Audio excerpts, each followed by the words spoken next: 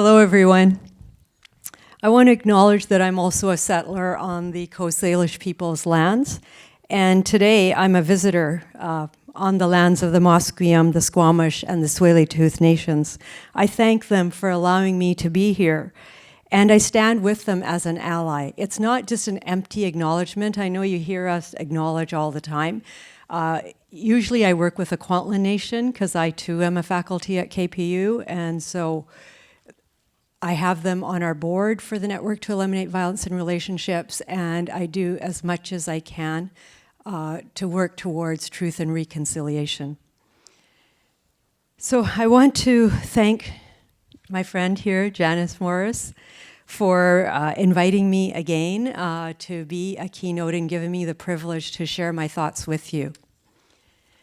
I also want to thank our panel that will be coming up and our moderator, another friend, actually the whole panel I've known for a while.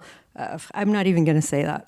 Anyways, I want to thank all of you for being here, to take the time out to watch this amazing documentary, To Kill a Tiger, and participate in the important discussion that's going to follow. Today we're going to delve into the narrative of the film that sheds light on the harrowing experience of gang rape of a little girl in a village in India.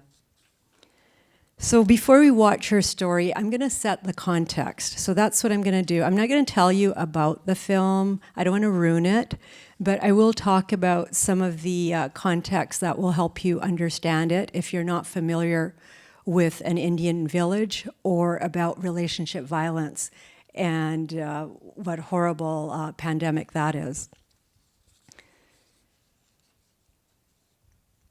So then gender-based violence is a pandemic, but it's 1 in 3 women, we say, but for those that are 15 to 24, or those that are immigrants with disabilities, or Indigenous peoples, they're much higher at risk. And I know I've been calling it a pandemic. We started calling it a pandemic when we wrote our book in 2020. We actually titled it, I have to read the title, it's so long. We said, Making Sense of a Global Pandemic, Relationship Violence, and Working Together Towards a Violence-Free Society. And it's a free book that you can download at kpu.ca/NEVR. So it's not like I'm trying to make money or anything by telling you. We've made it so that you would get a critical understanding of the issue. So we would wish that everybody would read it so that we can start changing the culture of our society. So most cases are not reported to authorities, and some of you may be familiar with that, and a lot of it is because there's repercussions for the survivor. A lot of times there's stigma, they relive the experience again.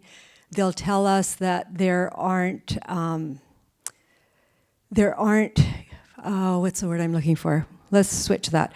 That the justice system re-victimizes them. Police don't always treat them with respect. And so we hear a lot of that. And because of that, only about 5% of the cases in Canada are actually reported to police. And in India, it's 0.005%. That's pretty low. And even with that low number, their reporting rate in India is 86 cases a day. Okay, so you can just imagine what it would be like if everybody reported and what our justice system, criminal justice system, would look like. So locally, one of the stories we showed last year was the Booney sisters. And I don't know how many of you recall that case here in BC. Took place in Williams Lake. The girls were very young. Jeeti, who I've gotten to know quite well over the years, was 11 years old then. But that case took, I think, almost 14 years to go through the system, counting appeals, etc. And it's the longest case in Canadian history. They did get a guilty verdict, but at the end it was appealed to a stay of proceedings. And this is what really ticks me off. It was stayed because it took too long for the system It took too long for the court system. And why did it take too long? Because the defense lawyers kept asking to have it recessed so that they could gather more evidence or introduce something or whatever it was. But the delay was the defense. But who's punished for it? The survivor.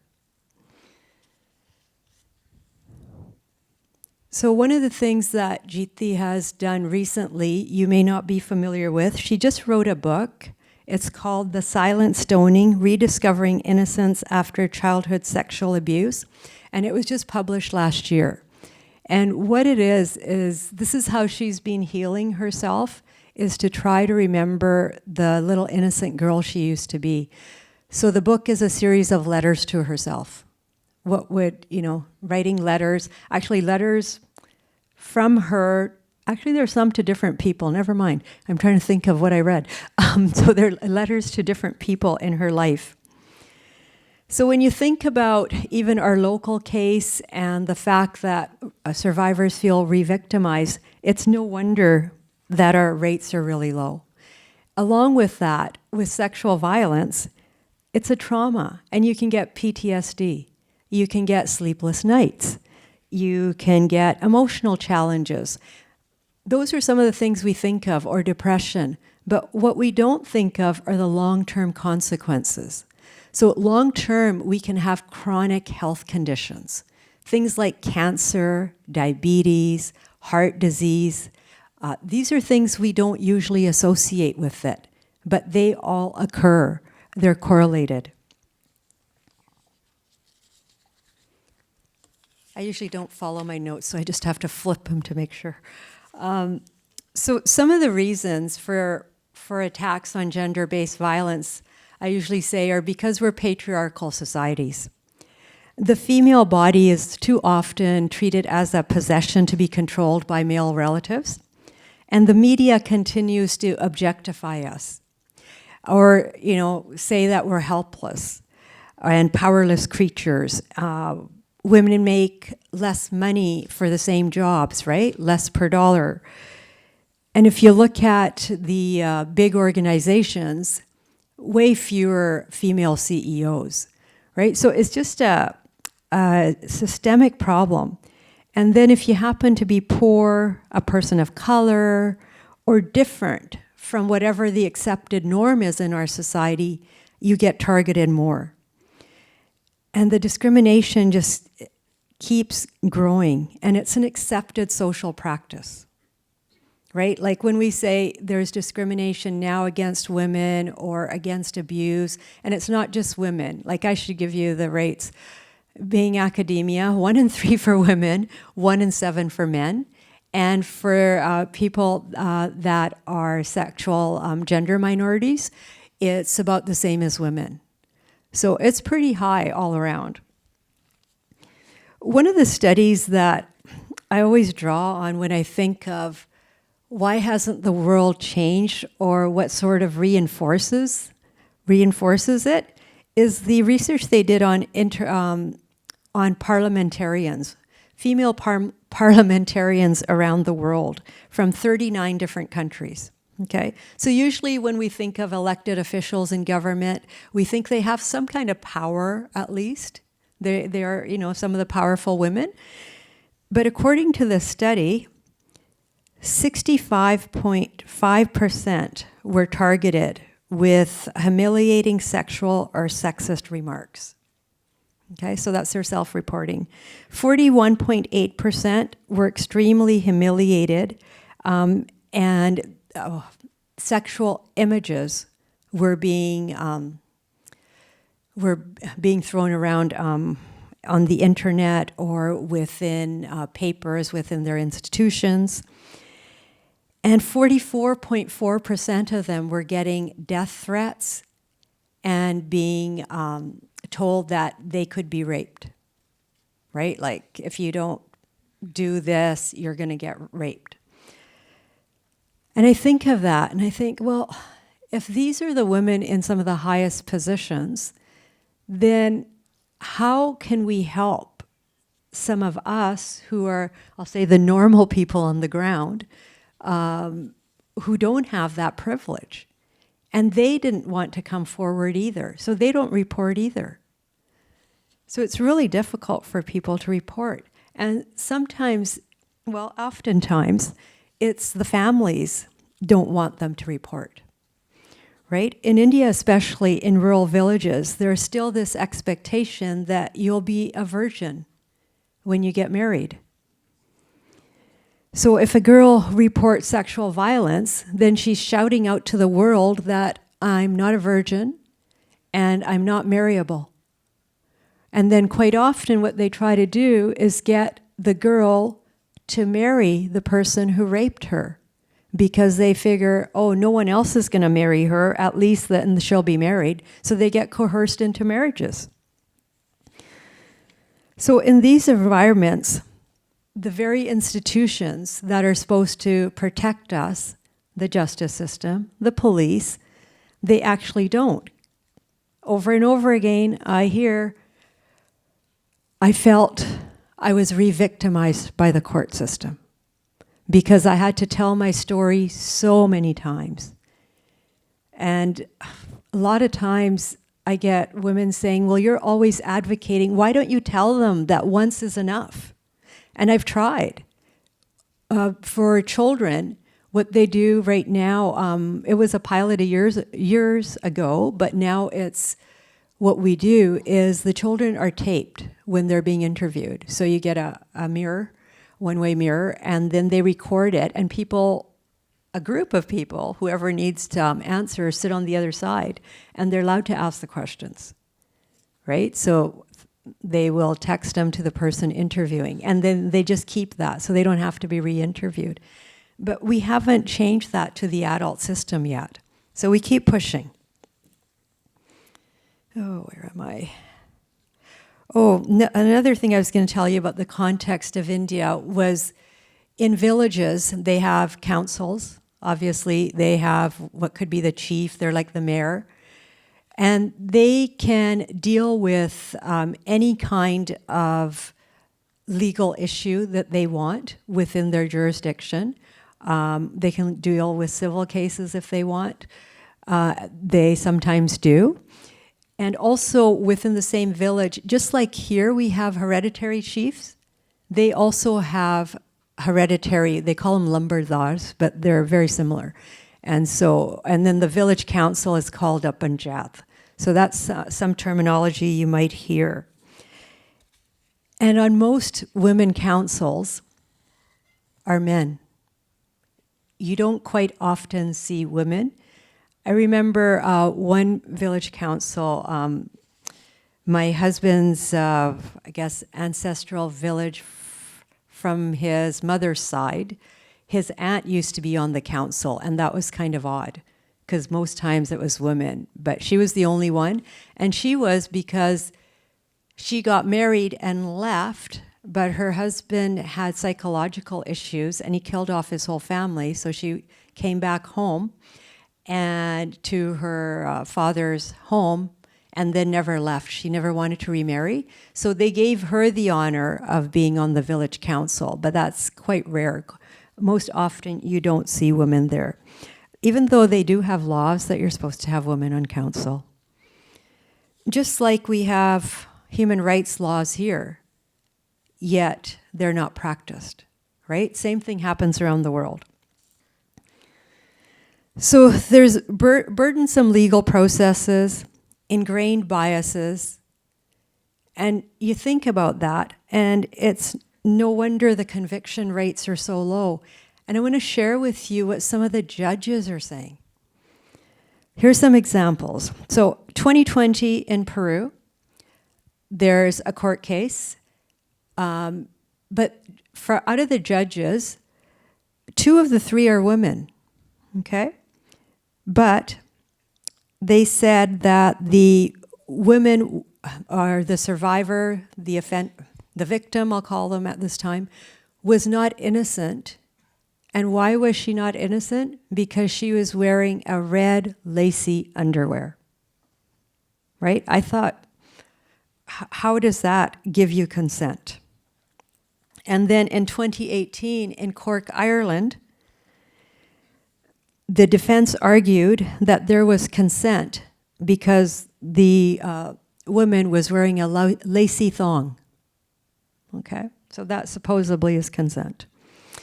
And in our own, in 2016, in Alberta, the survivor was asked on the stand, why couldn't you just keep your knees together?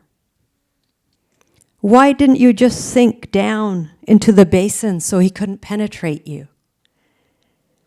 These are the court actions. And when you read about these things and you think about these things, you think, should I really report to the justice system? So I'm here to say, I don't care if you report or not. What I want you to do is get help for yourself. And we have lots of services. We've got some material outside.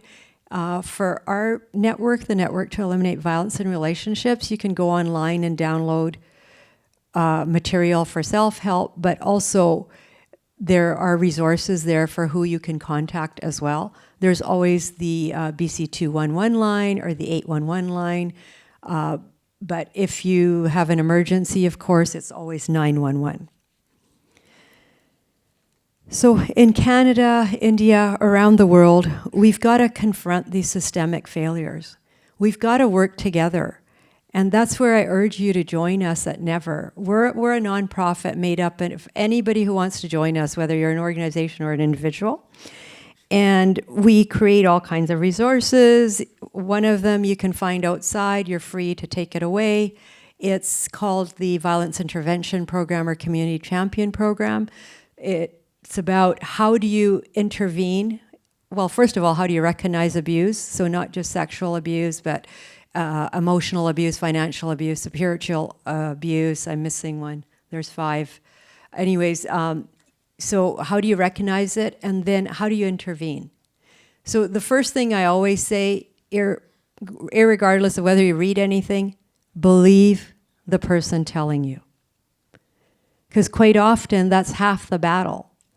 They don't feel supported. They don't feel like anybody understands. And they just need to hear that I'm here for you, I believe you, I support you, I will help you find resources. So if you can do that, I think you're way ahead. So we're trying to advocate to our legal system to change. We're trying to advocate to government to work on prevention. Because anybody, if you're in the audience and you've experienced it, it takes so much energy, effort, resources to go through therapy so that you can feel okay again, whatever okay is. But if we could prevent it in the first place, if we could just work with parents, before they become parents, right, during the time of conception, we know from scientific research that your environment is helping the infant inside the uterus form their nervous system, their brain. We all know that. But what it's doing is wiring how you're going to think, act, deal with stress, and that gets built in. So if we could work and prevent, help our parents, or who are going to become parents, figure out how to interact with children, how to create positive environments, how to have such open communication so that if, you know, Uncle Sammy over there is touching me, I'm very comfortable telling someone. And we don't have that right now. So those are some of our asks. So as we watch the film, I'm not going to talk much longer, I'm wrapping it up. Let us remember that it's not an isolated story. This happens many times a day in many countries, actually in all countries around the world. And so we have to figure out how are we going to work together so that there is justice, there are resources, and there are supports for everyone. So lastly, like Janice said, the film may trigger some of you. You can come talk to me. I am a nurse, Okay, so, but there are other people. You met Trina earlier, and we've got somebody, Trina's here too, so there are people, there's resources. Just flag us down, and if you need to leave and you want us to come with you, just tap us and we'll come with you. So I was gonna say enjoy the film, but I find every time I watch it, I don't know if it's enjoyment.